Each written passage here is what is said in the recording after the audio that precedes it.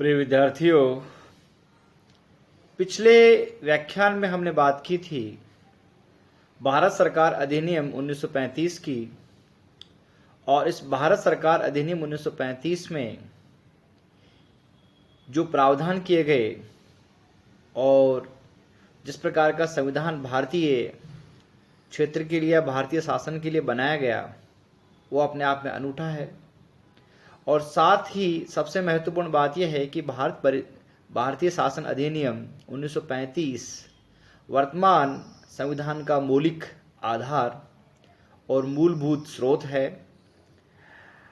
1935 के अधिनियमों की जो विभिन्न प्रावधान हैं, उन प्रावधानों पर विभिन्न विचारकों ने अपने विचार रखे हैं। पंडित मदन मोहन मालवीय ने कहा कि ये नया अधिनियम हम पर थोपा गया है, ये बाहर से जितना जनतांत्रिक या जनतंत्रिक दिखता है, भीतर से उतना ही खोखला है। इसी प्रकार का एक विचार सी राजगोपालाचारी ने रखा। उन्होंने कहा कि नया संविधान द्वैत शासन से भी बुरा है, अर्थात 1919 का जो अधिनियम था जिसमें प्रांतीय स्तर पर द्वैत शासन लागू किया गया था, उससे भी ये अच्छा नहीं था। दूसरी बात मोहम्मद अली जिन्ना ने कही, 1935 के अधिनियम के बारे में जिन्ना ने ये कहा कि ये योजना पूर्ण रूप से सड़ी हुई, मौलिक रूप से खराब और पूर्ण रूप से अस्वीकृति योग्य है। अर्थात 1935 के अधिनियम, जिसको एक तरफ तो हम भारतीय वर्तमान संविधान का मूल स्रोत बताते हैं, उसी प्रकार से उसकी आलोचना करते हैं। तो यहाँ ये समीचीन हो जाता है कि 1935 के अधिनियम की एक युक्ति युक्त व्याख्या की जाए, उसका मूल्यांकन किया जाए और ये देखा जाए कि वो कौन से प्रावधान है जिससे इतना विस्तृत और सबसे बड़ा अधिनियम होने के बावजूद 1935 की आलोचना की जाती है और साथ ही उसमें दोष ढूंढे जाते हैं। 1935 के अधिनियम के बारे में जो महत्वपूर्ण बातें हैं वो ये है कि आलोचना जिन आधारों पर की जाती है, जो बेस है, वो सबसे पहला तो ये है कि गवर्नर जनरल को 1935 के अधिनियम का शक्ति पुंज बनाया गया था। जो शक्तियां उसने अब तक हासिल नहीं की गई और जो नहीं दी गई थी, वो 1935 के अधिनियम के द्वारा दी गई।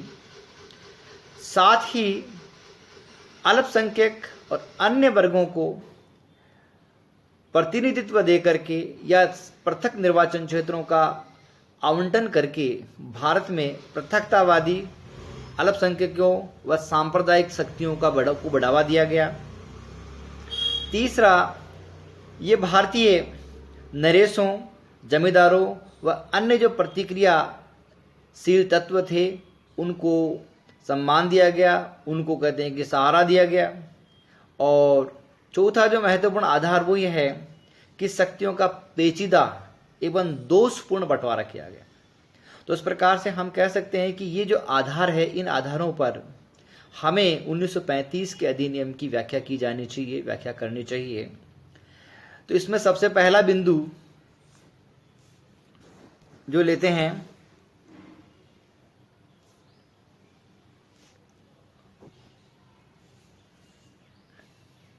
वो है दोषपूर्ण अखिल भारतीय संघ। हम इसकी बातचीत करेंगे। दोषपूर्ण अखिल भारतीय संघ अपने आप में ये सोचने का विषय रखता है कि पहले तो इसकी कल्पना क्यों की गई। तो सबसे बड़ी बात है कि भारतीय जो उपमहाद्वीप है या भारतीय जो क्षेत्र है, वो इतना विशाल और इतना बड़ा है कि इसके लिए इकाई, जैसे नेहरू रिपोर्ट में 1926 में जो नेहरू रिपोर्ट आई थी, उसमें रखा गया था कि भारत के लिए एकीकृत या इकाई संघ वाला एक संविधान बनाया जाना चाहिए। लेकिन भारतीय महाद्वीप को देखते हुए, उसकी विविध भाषा, विविधता, उसका क्षेत्र, इन सब को देखते हुए भारत में एक संघीय सरकार की कल्पना की गई। और गोलमेज सम्मेलन प्रथम में ही ये बात स्पष्ट हो गई थी कि भारत के लिए एक संघीय शासन की स्थापना की जानी चाहिए। 1935 के अधिनियम में जिस संघ की कल्पना की गई, उसमें यह कहा गया है कि उस संघ में 3 सम्मिलित होंगे। पहला ब्रिटिश प्रांत जो 11 थे, चीफ कमिश्नर जो 6 थे, और साथ में भारतीय रियासतें। इस प्रकार से तीनों लोगों को मिलकर के एक संघ बनाया जाना था।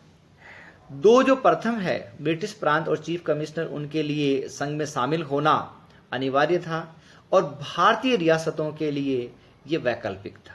यही सबसे बड़ा दोष था कि भारतीय रियासतों को उसमें वैकल्पिक रूप से शामिल होने के लिए कहा गया। और साथ में ये कहा गया, एक जो महत्वपूर्ण शर्त इसकी वो ये थी कि जब तक आदि रियासतें या वो रियासतें जो राज्य परिषद में 104 के अनुपात में अगर 52 निर्वाचन क्षेत्रों का प्रतिनिधित्व नहीं करती, तब जब तक शामिल नहीं होगी तब तक संघ का निर्माण होना संभव नहीं है। ये आवश्यक या पूर्व शर्त थी। इस पूर्व शर्त के अनुरूप ही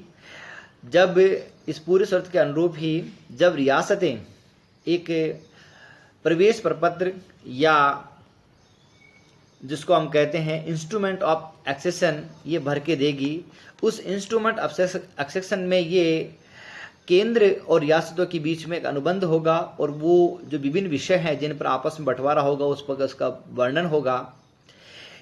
अगर आधी से अधिक रियासतें ये प्रवेश प्रपत्र भर देती है तो उसके बाद में ब्रिटिश संसद में एक दोनों सदनों में एक प्रस्ताव लाया जाएगा। उस प्रस्ताव पारित करने के बाद में ब्रिटिश क्राउन या राजा जो है वो संघ की घोषणा करेगा।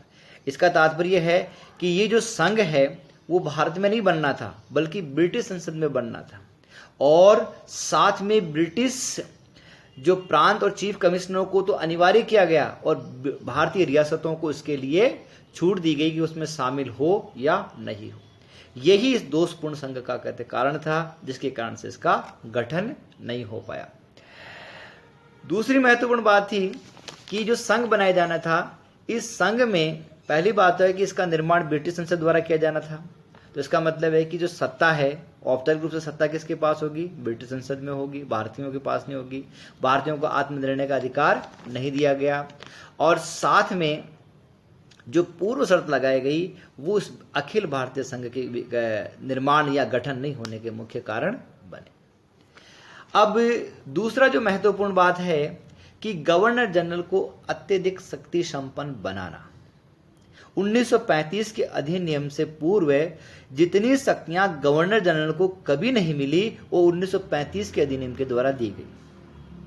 1935 के अधिनियम के द्वारा गवर्नर जनरल को 3 प्रकार की शक्तियां या इसमें वो 3 प्रकार की चीजें उसके लिए मैं कहना चाहता हूं कि वो शक्तियां जो दी गई उसमें पहला तो यह था कि गवर्नर जनरल के रूप में वो काम करे। इस गवर्नर जनरल के रूप में जब काम करेगा तो उसके पास में बहुत सारी शक्तियां होगी, वो वायसराय भी होगा। दूसरा जो है वो रक्षित विषयों के लिए कार्यकारी की भूमिका निभाएगा, और तीसरा जो उसकी भूमिका रहेगी वह लोकप्रिय मंत्रियों या उत्तरदायी मंत्रियों के सहयोग से शासन संचालन की भूमिका में रहेगा। तो पहले हम बात करते हैं कि गवर्नर जनरल को जो शक्तियां मिली हुई है उसके बारे में बातचीत करते हैं। तो संघीय कार्यकारिणी का गठन किया गया, और इस संघीय कार्यकारिणी में 1919 के अधिनियम में जो प्रांतीय द्वैध शासन था उसको केंद्र में लाया गया, और प्रांतों को तो पूर्ण स्वायत्तता शासन दिया गया, लेकिन केंद्र में आंशिक उत्तरदायित्व शासन बनाया गया। और इस आंतरिक उत्तरदायित्व शासन के तहत विषयों को 3 अनुसूचियों में बांटा गया: संघ सूची, राज्य सूची और संवर्ती सूची। संघ सूची में 59 विषय, राज्य सूची में 54 विषय और संवर्ती सूची में 36 विषय रखे गए। संघ सूची में जो विषय रखे गए उसमें रक्षा, प्रतिरक्षा, धार्मिक, कबायली, वित्त, मुद्रा, ऐसे जो महत्वपूर्ण, संचार, डाकतार, ये जो महत्वपूर्ण विषय हैं या महत्वपूर्ण जो विधायी विषय हैं उनको रखा गया। इन विधायी विषयों का पुनः बंटवारा किया गया, इनको 2 भागों में बांटा गया, एक रक्षित और एक स्थानांतरित। रक्षित विषयों में प्रतिरक्षा, वैदेशिक, धार्मिक और कबायली क्षेत्र, ये 4 विभाग रखे गए, और इन चारों विभागों के संचालन के लिए गवर्नर जनरल को 3 कार्यकारी पार्षदों की नियुक्ति करनी थी। ये जो तीनों एग्जीक्यूटिव काउंसलर्स जो होते थे वो संघीय विधायिका या संघीय सभा एवं भारतीयों के प्रति उत्तरदायी नहीं थे, बल्कि वो वायसराय या गवर्नर जनरल और ब्रिटिश संसद के प्रति उत्तरदायी थे। इस प्रकार से ये जो बंटवारा था वो अपने आप में पेचीदा हुआ। शेष रहे स्थानांतरित विषय। उन स्थानांतरित विषयों में जो शेष विषय रहे उनको वो लोकप्रिय मंत्रियों के माध्यम से गवर्नर जनरल के द्वारा उसका संचालन करना था। अब हम बात करते हैं कि गवर्नर जनरल वायसराय को जो पावर हाउस बनाया गया, जो शक्तिपुंज बनाया गया, उसकी हम चर्चा करते हैं। सबसे पहली बात तो यह है कि गवर्नर जनरल सम्राट के प्रतिनिधि के रूप में काम करेगा, अर्थात वो शक्तियां भारतीय संविधान से नहीं लेगा बल्कि ब्रिटिश संसद के द्वारा लेगा, या ब्रिटिश सम्राट या क्राउन के द्वारा उसको शक्तियां दी जाएगी।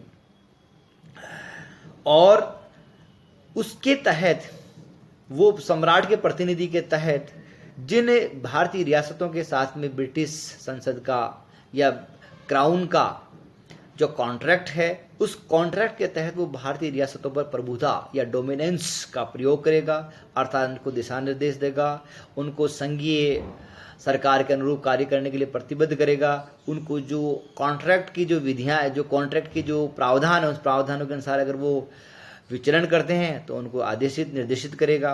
इस प्रकार से वो सम्राट के प्रतिनिधि के रूप में काम करेगा, अर्थात he will speak the voice of Roy, voice Roy बनेगा वो। दूसरा है कि वो रक्षित विषयों के पर शासनाधिकार उसका होगा। तो रक्षित विषयों में कहा कि 4 प्रकार के प्रतिरक्षा, वैदेशिक, धार्मिक और कबायली क्षेत्र 4 विभाग बनाए गए थे। 3 कार्यकारी पार्षद बन गए थे। तीनों कार्यकारी पार्षद भारतीय संघ या भारतीय संघीय सभा के लिए उत्तरदायी नहीं थे, बल्कि वायसराय और ब्रिटिश सरकार के प्रति उत्तरदायी थे, और वो इनकी सहायता से इन विषयों पर कहते हैं कि संचालन करेगा। और महत्वपूर्ण जो बात है वो है कि गवर्नर जनरल के सविवेकी अधिकार, उसको डिस्कशनरी पावर्स दिए गए। इसके तहत उसको इस डिस्कशनरी पावर्स की उपयोग के दौरान मंत्रियों की सलाह की कोई आवश्यकता नहीं होती, अर्थात वह व्यक्तिगत निर्णय विवेक लेने के लिए स्वतंत्र था। वह मंत्रियों की नियुक्ति, उनको पदोन्नति, उनकी पदच्युति या उनको हटाने के लिए स्वतंत्र था। वह संघीय सभा में या राज्य परिषद में अभिभाषण के लिए स्वतंत्र था। विधायकों को विधायिका मतलब संघीय सभा का आमंत्रण, उनको कहते कि उसका सत्र आहूत करना, सत्र की अवधि बढ़ाना, तय करना, सत्रावसान करना, ये सब उसमें सब विवेकी अधिकारों में था। और सम्राट हेतु वो अधिनियमों को आरक्षित करना या अधिनियमों को अनुमति देना नहीं देना, ये उसके इस प्रकार से ये थे उसके सविवेकी अधिकार। इन सविवेकी अधिकारों के तहत वह मंत्री परिषद या मंत्रियों की सलाह के लिए जरूरी नहीं कि उसकी वो माना जाए। फिर है कि गवर्नर जनरल को राजा के प्रतिनिधि होने के साथ साथ उसको विशेष दायित्व दिए गए भारतीय उपमहाद्वीप के लिए। वो उपमहाद्वीप के लिए विशेष था कि शांति एवं सुरक्षा बहाल करना। इसके लिए वह सभी प्रकार की रियासतों या ब्रिटिश प्रांतों चीफ कमिश्नर को आदेश निर्देश दे सकता था। दूसरा था कि आर्थिक स्थिरता प्राप्त करना या भारतीय साख को बनाए रखना, अल्पसंख्यकों हितों की रक्षा करना, देशी राजाओं हितों की रक्षा करना, उनके संबंध विभिन्न जो संधियों के प्रावधान हैं उनको लागू करवाना और इन सब चीज़ों के बारे में पता करना। तो इस प्रकार से ये शक्तियाँ थी जिनके लिए उसको मंत्री या लोकप्रिय मंत्रियों की आवश्यकता नहीं थी। फिर उसके बाद में आती है कि गवर्नर जनरल की हम व्याख्या करें तो उसको विधायी, प्रशासनिक और वित्तीय शक्तियाँ जो दी गई थी। प्रशासनिक शक्तियों में उसके मंत्रियों की नियुक्ति, उसके वेतन, उनका कब तक वो रहेंगे तब तक उस पर उनकी गवर्नर जनरल की इच्छा पर निर्भर करता था। दूसरा, वित्तीय परामर्शदाताओं की नियुक्ति, उनका वेतन निर्धारण करना। तीसरा, आरबीआई के गवर्नर, रेलवे बोर्ड और विभिन्न प्रकार के जो संघीय बोर्ड थे उनके अध्यक्ष सदस्यों की नियुक्ति, उनकी कदम को पदच्युति करना, उनको हटाना। साथ में ही नागरिक सेवाओं की शर्तें, जो अखिल भारतीय सेवाएं थी उन सेवाओं का निर्धारण करना, उनकी नियुक्ति देना। ये सब काम जो प्रशासनिक वर्तमान में राष्ट्रपति के द्वारा संपन्न किए जाते हैं, वैसे सारे के सारे अधिकार गवर्नर जनरल को दिए गए थे।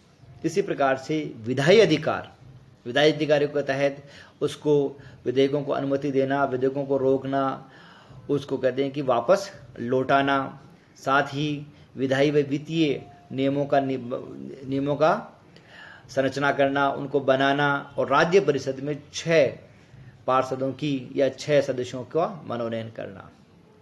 साथ ही वित्तीय अधिकारों के तहत बजट का प्रस्तुति करना, पूरक बजट रखना, संघीय सभा द्वारा अनुदान मांगों को पास करवाना, अगर वो किसी मांग में कम कर दे, कटौती कर दे तो उसको न मानते हुए भी मौलिक रूप में राज्य परिषद को भिजवाना, ऋण, टैक्सेस, कर इनमें परिवर्तन करना।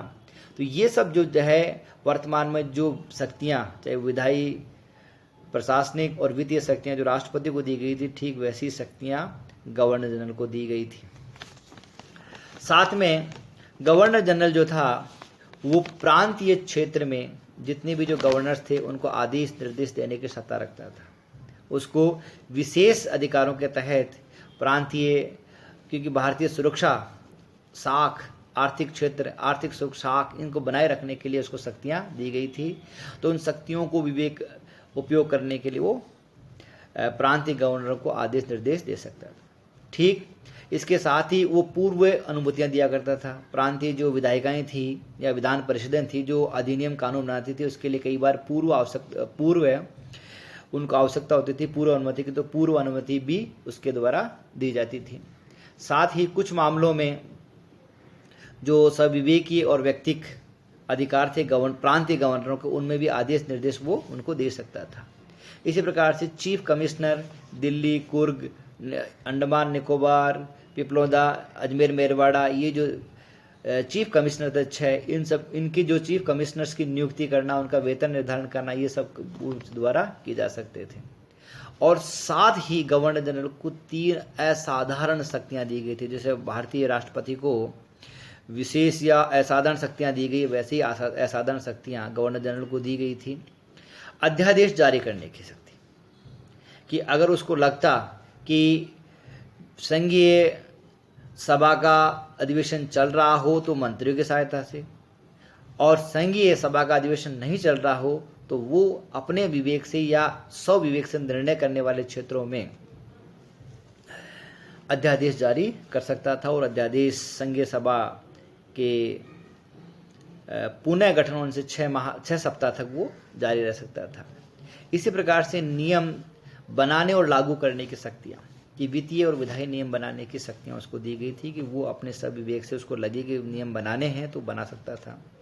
और साथ ही संकटकालीन परिस्थितियाँ आ जाए तो वह भारत की एकता और अखंडता की सुरक्षा रखने के लिए विभिन्न प्रकार के प्रावधानों का, युद्ध की घोषणा, संधि करना, सेनाओं का डेप्यूट करना, विभिन्न प्रकार के रियासतों के बारे में कहते निर्णय लेना, चीफ कमिश्नर्स को आदेश निर्देश देना, प्रांतीय गवर्नर्स को गवर्नर, प्रांतीय सरकारों को विघटन करना, ऐसे विभिन्न प्रकार के जो वर्तमान में 352, 356, 354, 360 इनके द्वारा जो अधिकार दिए गए हैं, वैसे अधिकार उस समय गवर्नर जनरल को दिए गए थे। तो इस प्रकार से गवर्नर जनरल को 1935 के द्वारा इतना शक्ति संपन्न बनाया गया कि इसका जनतंत्रीय ढांचा जो था वो ढांचा ही रह गया, और असल में ये एक तरह से कार्यकारी या गवर्नर जनरल की सरकार के रूप में 1935 के अधिनियम को याद किया जाना चाहिए। फिर है जो महत्वपूर्ण जो विषय है जिस पे बात की जाए, वो है कि संघीय विधायिका में सांप्रदायिक व अल्पसंख्यक वर्गों को अधिक प्रतिनिधित्व है। तो हमने इस 1935 के अधिनियम की जब चर्चा की तो हमने कहा था कि 1935 का जो अधिनियम है, इस अधिनियम में 260 जो वो है वो निर्वाचन क्षेत्र है वो राज्य परिषद के लिए गए, और उसमें से 104 वो रियासतों को रखे गए, 104 इस प्रकार से, और बाकी जो है 152 वो साधारण निर्वाचन क्षेत्र रखे गए। तो रियासतों को 104 दिए गए। अब उसमें से अधिकांश जो लोग थे उनका वहाँ से मनोनयन होता था। इसी प्रकार से जो संघीय सभा थी उस संघीय सभा में भी बंटवारा किया गया, और विभिन्न प्रकार के जो 375 में से 175 जो है 250 साधारण निर्वाचन क्षेत्रों से 175 विभिन्न वर्गों को दिए गए, जिसमें मुसलमानों को दिया गया, यूरोपियन को दिया गया, सिखों को दिया गया, व्यापारी मंडलों को दिया गया, दलितों को दिया गया। तो इस प्रकार से इन लोगों को प्रतिनिधित्व दिया गया और इनका प्रतिनिधित्व जो था इनकी संख्या के से ज़्यादा दिया गया और उनको इस प्रकार से दिया गया है कि अल्पसंख्यक और जो सांप्रदायिक वर्ग हैं वो भारत के लिए ज़्यादा महत्वपूर्ण बजाय साधारण वर्गों के। तो इस प्रकार से ये 1935 का अधिनियम पेचीदा था। फिर एक महत्वपूर्ण बात इसमें 1935 के अधिनियम की आलोचना रूप में की जानी चाहिए कि संघीय न्यायालय के खिलाफ प्रिवी काउंसिल में अपील होना, अर्थात जो संघीय न्यायालय बनाया गया या सर्वोच्च न्यायालय की जिस कल्पना की गई उस कल्पना में कहा गया कि एक मुख्य न्यायाधीश और 2 अन्य न्यायाधीश होंगे और उनकी नियुक्ति गवर्नर जनरल द्वारा की जाएगी। अब इन गवर्नर जनरल की नियुक्ति करने के बाद इसके जो क्षेत्र हैं उसको 2 प्रकार के क्षेत्र दिए गए थे, मौलिक और अपीलीय अधिकार दिए गए थे। और मौलिक और अपीलीय अधिकार देने से संघीय जो न्यायालय है उसने अपने आप को सर्वोच्च न्यायालय के रूप में काम करना स्वीकार किया। किंतु इन सब होने के बावजूद अगर जैसे मान लीजिए कि कोई व्यक्ति सर्वोच्च न्यायालय से संतुष्ट नहीं हो, उसके निर्णय से संतुष्ट नहीं हो, तो वो ब्रिटेन स्थित प्रिवी काउंसिल में इसके लिए अपील कर सकता है। अर्थात कि भारतीय जो न्यायालय था, संघीय न्यायालय, वो अपने आप में सर्वोच्च नहीं था, उसकी सर्वोच्चता पर कहीं न कहीं ब्रिटिश अंकुश था। एक महत्वपूर्ण और जिस आधार पर कहते हैं कि 1935 के अधिनियम की मूल्यांकन किया जाना चाहिए और चर्चा की जानी चाहिए, वो था प्रांतों में द्वैध शासन समाप्त होना एवं गवर्नर को अत्यधिक शक्तियां देना। प्रांतों में अत्यधिक या प्रांतों में जो प्रांतीय गवर्नर थे उनको भी गवर्नर जनरल की भांति शक्तियां दी गई। यद्यपि प्रांतों में लोकप्रिय शासन या उत्तरदायी शासन की स्थापना की गई थी और वहाँ जो विधान परिषदें थी उन विधान परिषदों में सभी जो पद थे वो निर्वाचन से भरे जाते थे और मंत्रियों को जो बहुमत दल प्राप्त जो होता था उसको कहते हैं कि गवर्नर के द्वारा मंत्री पद दिए जाते थे और मंत्री पद देने के बाद में उसका वो किया जाता था। किंतु जिस प्रकार की संरचना हमने संघीय या केंद्र में गवर्नर जनरल की स्थिति में देखी थी, ठीक वैसी स्थिति हम प्रांतीय गवर्नरों के संबंध में भी देखते हैं। प्रांतीय गवर्नरों को भी 3 प्रकार की शक्तियां दी गई। पहली वो शक्तियां जिसमें वो उनको व्यक्तिगत निर्णय के बारे में दिया गया, तो वही जैसे मान लीजिए कि सुरक्षा और रक्षा, वित्त, मुद्रा, इनके बारे में उनको जो शक्तियां दी गई वो उसकी सविवेकी शक्तियां, वो सविवेकी शक्तियां थी कि अपने हिसाब से वो कहते हैं निर्णय करें। दूसरा उसको कहते हैं कि विशेष शक्तियां दी गई कि उसको लगे कि प्रांत की जो शासन है वो अनुरूप नहीं चल पा रहा है संविधान के, तो वो उसको कहते हैं कि हटा देना, मंत्रियों को बर्खास्त कर देना, मंत्रिमंडल को बर्खास्त कर देना, ये शक्तियाँ उनको दी गई। और तीसरे जो प्रकार की जो उनको शक्तियाँ दी गई वो था लोकप्रिय मंत्रियों के माध्यम से कार्य करना। अब चूँकि प्रांतों में उत्तरदायी शासन था और ब्रिटिश सरकार चाहती थी कि भारतीयों में उत्तरदायित्व का विकास हो, और इन सब के बावजूद भी जो प्रांतों के शासन का जो स्वरूप था वो अपने आप में केंद्रीय स्वरूप के साथ भांति था। प्रांतीय जो गवर्नर थे वो लोकप्रिय मंत्रियों की सलाह को माने या नहीं माने उनके लिए बाध्यकारी नहीं था। दूसरा, उनकी नियुक्ति गवर्नर जनरल और ब्रिटिश संसद की अनुमति से होती थी। तो इस प्रकार से वो प्रांतीय जो विधान परिषदें थी या विधानमंडल था उसके प्रति उत्तरदायी न होकर के वो गवर्नर जनरल और ब्रिटिश संसद के प्रति उत्तरदायित्व निभाते थे। साथ ही उनको विभिन्न विषयों में जो सविवेकी शक्तियां दी गई उससे उन्होंने प्रांतीय उत्तरदायित्व को तहस नहस कर दिया और उन्होंने कभी भी जो प्रांतीय जो मंत्री द्वारा महत्वपूर्ण सुझाव और सलाह दी गई उसको मानने को उन्होंने गंभीरता नहीं दिखाई। तो इस प्रकार से प्रांतीय जो गवर्नर थे उनको अत्यधिक शक्तियां दिए जाने के कारण से प्रांतीय उत्तरदायित्व का जो विकास था शासन का वो जिस मात्रा में या जिस संकल्पना के साथ में दिया गया था वो संपन्न नहीं हुआ। फिर साथ में विधायी विषयों का बंटवारा किया गया। इन विधायी विषयों के बंटवारे के तहत 3 प्रकार की अनुसूचियां बनाई गई, संघ सूची, राज्य सूची और संवर्ती सूची। और साथ में जो महत्वपूर्ण बात वो यह है कि इन विषयों के बंटवारा होने के बावजूद जो अवशिष्ट शक्तियां, जो अवशिष्ट विषय बच गए, वो सारे के सारे भारतीय जो संघीय सभा थी या केंद्रीय विधानमंडल को न दे करके बल्कि गवर्नर जनरल को दिए गए थे। अर्थात गवर्नर जनरल अवशिष्ट विषयों पर या अवशिष्ट शक्तियों पर कानून बनाने और निर्णय लेने का अधिकारी था। तो इस प्रकार से 1935 का अधिनियम, जिसमें 451 धाराएं, 8 अनुसूचियां और एक लंबा चौड़ा संविधान बनाया गया था, जिसमें संघीय स्वरूप, सर्वोच्च न्यायालय, शक्तियों का बंटवारा, केंद्र और राज्य पर अलग अलग प्रशासन, प्रांतों में उत्तरदायी शासन, केंद्र में आंशिक उत्तरदायी शासन, इन सब होने के बावजूद भी ये भारतीयों की आशा को पूरी नहीं कर पाया और कहीं न कहीं जो प्रगतिशील भारतीय थे उनको लगा कि ब्रिटिश संसद ने हमारे साथ में धोखा किया है। दूसरा इसका महत्वपूर्ण कारण ये भी था कि 1935 के अधिनियम में संशोधन का अधिकार भारतीय संघीय सभा को नहीं था। अर्थात भारत स्थित विधानमंडल को उसमें परिवर्तन का अधिकार नहीं दिया गया था, बल्कि अधिकार ब्रिटिश संसद के पास था। अर्थात भारतीयों को उत्तरदायी तो बनाया गया लेकिन उनको सत्ता नहीं दी गई। अर्थात उसी प्रकार का व्यवहार किया गया जिस प्रकार से किसी व्यक्ति को अगर हाथ पांव बांध करके और तालाब में तैरने के लिए फेंक दो कि साहब आप अब तैरिए, आपके हाथ पांव तो बंधे हैं और आप तैरिए, तो ये कभी भी संभव नहीं हो पाएगा। तो 1935 के अधिनियम ने जिन आकांक्षाओं और जिन आशाओं के स्वरूप भारतीयों ने देखा था उसको उन्होंने पूरा नहीं किया, बल्कि उन्होंने ब्रिटिश हितों को पूरा किया और साथ में इस बात का ये तय किया गया कि ब्रिटिशर्स जो हैं वो भारत में उत्तरदायी शासन की स्थापना तो करना चाहते हैं लेकिन अंकुश अपना बनाए रखना चाहते हैं। नमस्कार, धन्यवाद।